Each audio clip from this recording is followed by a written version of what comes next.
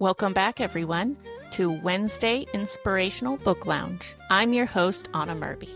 Today's guest is Hubert Carl. Hubert and Diane Carl were married for 45 years. They both were involved with ministering to the deaf before they met. After graduating from Sacramento Bible Institute in the early 1980s, they worked with biblical ministries worldwide for almost 20 years. During that time, they spent 10 years in Los Angeles, living in an apartment complex set up for meeting the needs of the deaf-blind. They went on to minister in a deaf church near Sacramento. Diane battled cancer for 30 years, and the Lord used her sickness to lead many people to himself. She was taken home to be with the Lord on July 13th, 2024. Hubert is also a published writer on marriage counseling. Enjoy this week's installment of 10 Famous Evangelists, read by Hubert Carl.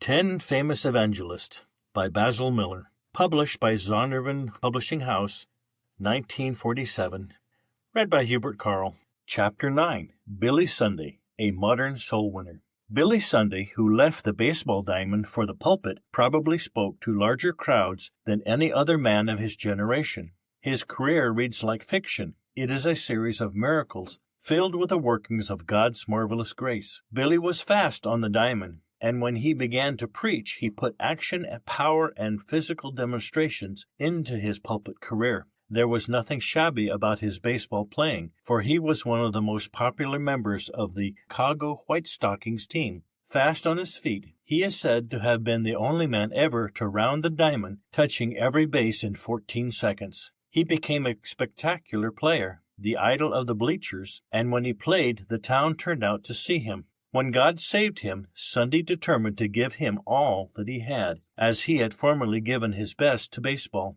God endowed Billy with speed, endurance, and muscular coordination of no mean degree, which were a preparation for the strenuous soul-winning campaigns he was to conduct later for the kingdom. Billy's background was not the kind from which great soul winners spring, nor was there much in his ancestry to which he could point as the source of his remarkable ability. All he was and did came from the power of the Holy Spirit when he was converted. The Sundays lived on a farm near Ames, Iowa, where his mother's father helped found the university. His grandfather, Torrey, was the cousin of Ulysses S. Grant, famous Civil War general and later President of the United States. Many times young Billy heard his grandfather tell that he refused to visit Grant in the White House. Billy was born during the Civil War in a 2-room log house which centered on the 160-acre homestead. His father, William Sr., had marched off to war, leaving his wife and young son Edward, and he never knew that a second son was to bless the home, for William was killed in action. The widow had little difficulty in making a living as long as grandfather Torrey was alive, but when Billy was 9 and his brother 11, the house was visited by poverty. This caused him and Edward to be sent to the Soldiers' Orphan Home in Glenwood, Iowa. The lads had to beg their way to the home, as there was no money to send them. Here they remained until Billy was 14, when he ran off, deciding to go his own way in the world.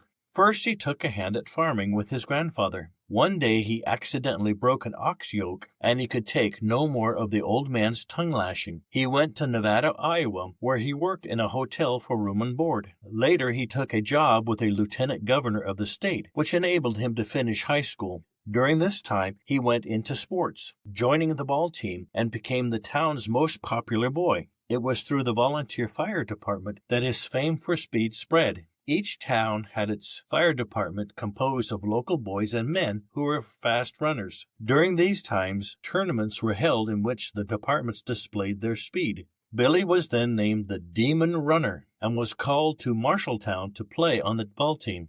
From the Marshalltown team, his fame leapt state boundaries, and he headed to the top until he finally landed in the place on the Chicago White Stockings team, where he made baseball history. One day, while the team was playing in the hometown, he walked down a Chicago street, where he heard a group of religious people in a wagon singing and playing gospel songs. This stirred memories of those long-ago times when in Iowa he would hear his mother sing the same songs, and had joined himself in the church. Harry Monroe, the superintendent of the Pacific Garden Mission, gave an invitation to the crowd to attend the mission that night, where they were able to hear testimonies of safecrackers, burglars, second-story workers, drunkards, who had spent time in the big house and who today were sober, honest, and had good homes and were trusted and respected. Billy decided to accept the invitation, and as he listened to the messages, caught the glory of the converted people's faces. He became convicted of his sins. Returning to the mission night after night, he at length gave himself to the Lord and was saved. "If the same floor is in the building," he said later when a famous evangelist, "I can show you the knot hole in the board upon which I knelt that stormy night 40 years ago. I have followed Jesus from that very day to this very second, like a hound on the trail of a fox." Sunday left the meeting a new-made man, with the melody of heaven ringing in his soul.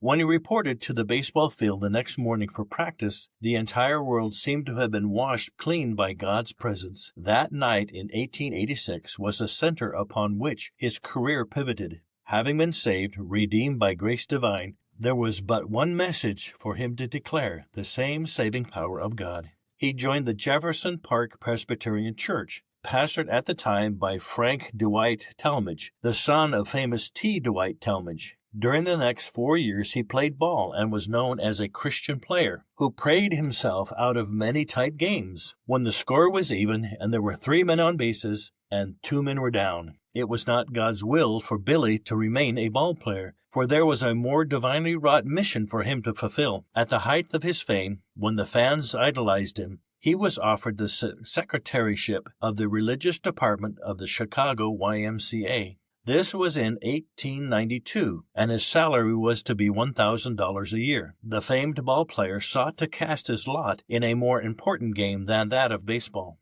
so he was not long in making decision. When it was rumored that he was to be a Y secretary, the ball's team manager told him to write your own ticket. He had tasted the glories of salvation and was through henceforth with the ball diamond. During Sunday's 3rd year as secretary of the Y, J. Wilbur Chapman, the evangelist, asked Sunday to assist in his campaign and to help put up the big tent, direct advertising, and speak to overflow crowds. Billy said he offered me the job, and I accepted. It felt that it would be a big help to me in the future. In fact, this was a preparatory step for God's work in which Sunday was to step.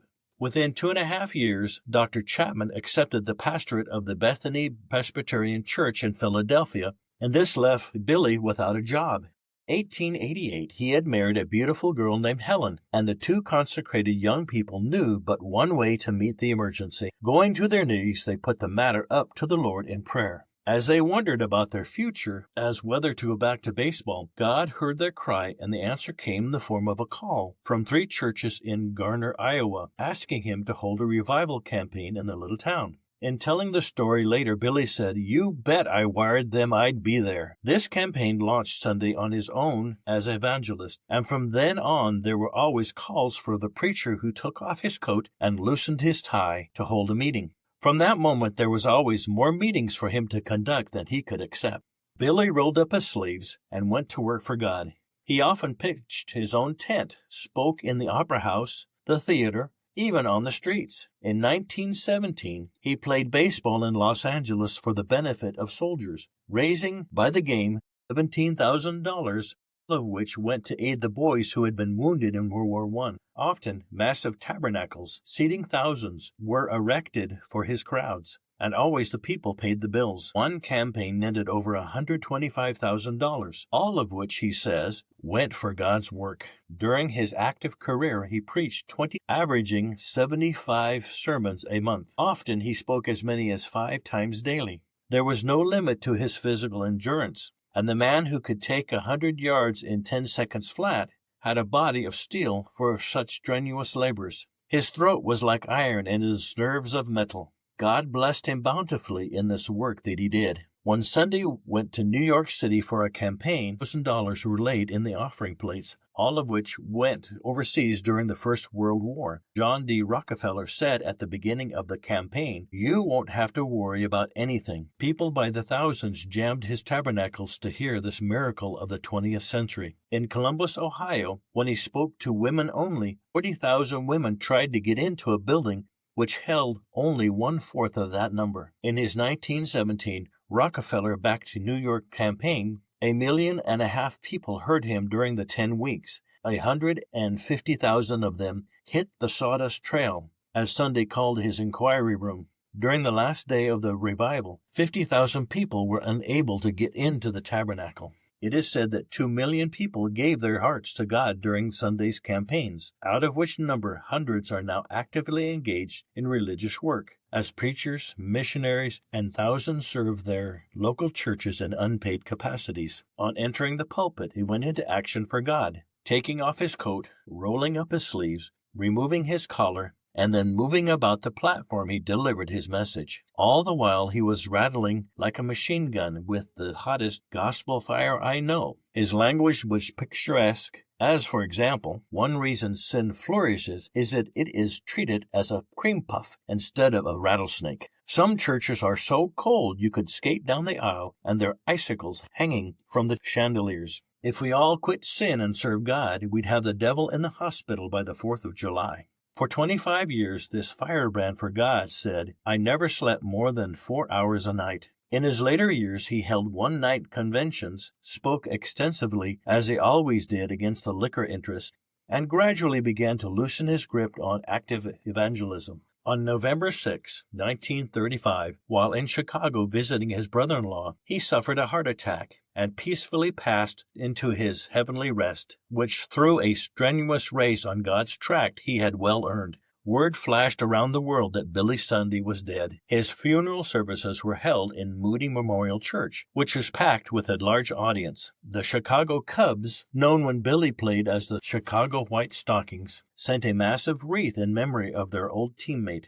The funeral message was delivered by Dr. H.A. Ironside, pastor of the Moody Church, himself a famous preacher. Homer Rodenhaver, for many years Billy's song leader, sang the beautiful hymn, "Good night here, but good morning up there. Good morning up there where Christ is light. Good morning up there where there is no night. When we step from this earth to God's heaven so fair, we'll say good night here, but good morning up there." Countless thousands rejoice because of Sunday's messages. As a man who lived for one idea of winning souls to Christ, Billy Sunday was rightly entitled to the spiritual fame which his generation showered upon him. Thank you for tuning in. Come back next week for another installment of 10 Famous Evangelists, read by Hubert Carl. This is Wednesday Inspirational Book Lounge with Anna Murby.